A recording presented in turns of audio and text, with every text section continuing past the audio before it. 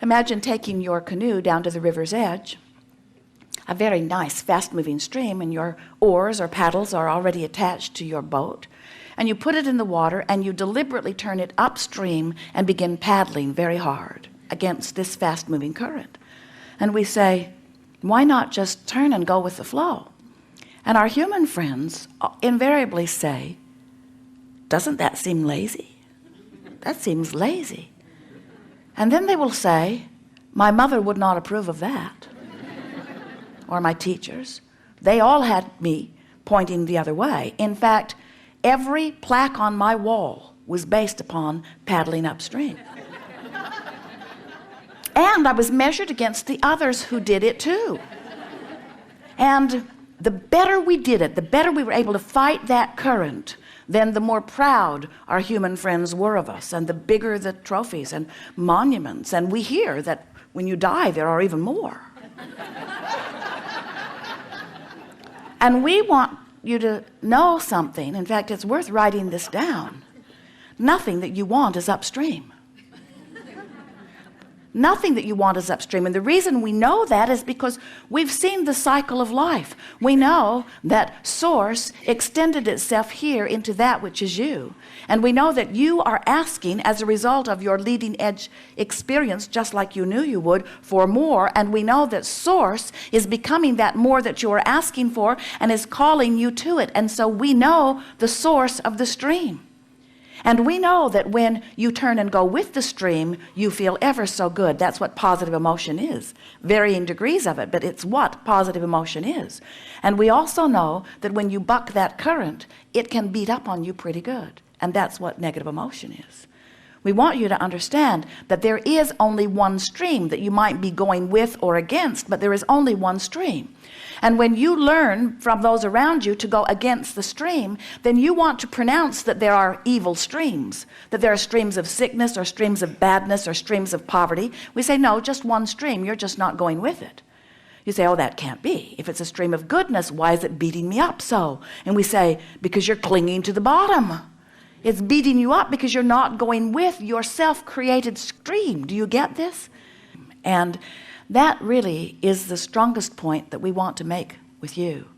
This stream of well-being is a powerful stream, and it takes you downstream whether you go easily or not. In other words, when you look around at your environment, you've just got to acknowledge that well-being abounds. Your planet continues to spin in its orbit.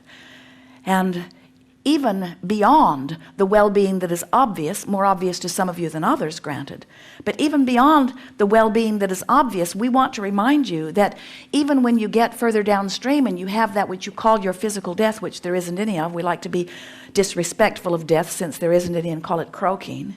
When you croak, you really move rapidly with this stream of well-being. In other words, the stream of well-being is not only dominant, it's all that there is.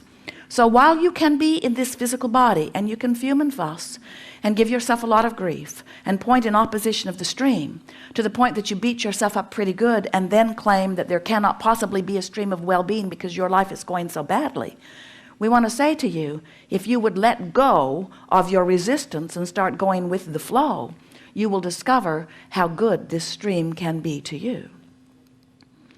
The river guide said to all of Jerry and Esther's friends, you know, that rock is not moving with the flow.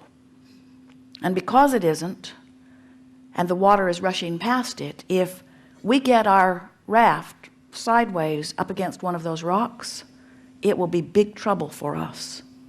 It could turn us over, trap you in the rocks, and the stream will beat you up. So the idea is not to get up against one of those boulders that is not moving. He made it very clear.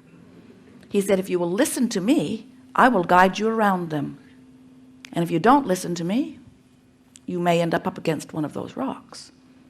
And we say, the same thing applies in the stream that is flowing so rapidly. When you let yourself go with it, you have a glorious ride. But when you paddle against it or cling to the bottom, when you don't let yourself go, that's what fear and depression, that's what that feeling of loss of control is. That's what that feeling of disempowerment is. And we also want to remind you that this stream is not being assigned to you by someone else, source or God or someone benevolent or not benevolent, is not saying, oh, let's speed up their stream and see how well they do. You are the one that makes your stream go to the speed it does. A mother on a recent seminar took a break during segment of lunch and had lunch with her child, who said to her, when you get back, if you get a chance, would you please ask Abraham a question for me? And she said, I will. And he said, why are grown-ups so grumpy? And we said, it is the best question we've heard, and it applies to what we're talking about here more than anything else that we can think of. Grown-ups are more grumpy than children. There are grumpy children, but grown-ups on the whole are much more grumpy than children because they've lived more life and they've got a faster moving stream. And when your stream is moving fast and you're not flowing with it, it's beating you up and it makes you grumpy. In other words, it just comes down to one thing, and that is, if you are to be the joyful being you want to be and that you are meant to be, you've got to go with the flow. And when you don't feel good. It's just that simple. Not going with the flow of your own creation is what makes you feel unfulfilled. It's what makes you feel dissatisfied, and worse, it's what makes you feel overwhelmed. It's what makes you feel frustrated. It's what makes you feel angry. It's what makes you feel fearful. It's what makes you feel discouraged and depressed. Not going with the flow is what is at the heart of every negative emotion that you feel. So when you think about that, break it down into the simple terms that we want you to hear. That means that your life, just like you knew it would, has caused you to launch many rockets of desires that, if you're feeling negative emotion, you're not keeping up to speed with. On the other hand, if you do keep up to speed with the rockets of desires you've launched, you feel wonderful. You feel wonderful when you launch the desire. You feel wonderful even before the desire manifests. You feel wonderful even though you don't even see the evidence of it manifesting yet. You feel wonderful, wonderful, wonderful all the way to manifestation. And when you feel wonderful, manifestation of what you want is assured. And when you don't feel wonderful, manifestation is slowed, maybe even held apart your entire lifetime from you. And most important, even more important than you not manifesting what you want, is that you feel rotten all the time while you're not letting it flow. So we want you to get a sense from this analogy that we're offering, a very apt, appropriate analogy, that if you will just make a decision that however you can make it happen, you're going to turn and go with the flow. Sometimes we think, especially those of you who've been listening to us for a while, as we crow about the good feeling emotions being on this end of the emotional scale, love and joy and all of that wonderful energy, and on the other end of the scale are things that feel like depression and fear and anger. And we know that we give you the impression that your work is to not only not be on this end of the scale, but get to this end of the scale as quickly as possible. And of course, we'd rather that you felt this way than this way. But what we really want you to understand is that since the stream is moving, we really are not asking you to turn your boat downstream and put a motor on it and get all the way down here as quickly as you can. Because we know the power of the stream. You don't have to do that. In fact, you don't even have to turn your boat in the stream. Just stop paddling upstream. Just stop paddling against the current. The current will turn you. And this is the thing we most want you to hear. As the current turns you, that's your point of relief. And when you think about it, that is your only choice, upstream or not.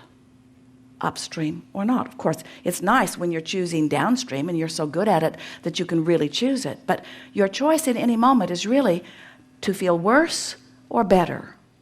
Worse or better. And when you make that decision all day, every day, I could beat the drum of this situation and make it worse, or I could just stop talking about it and make it better.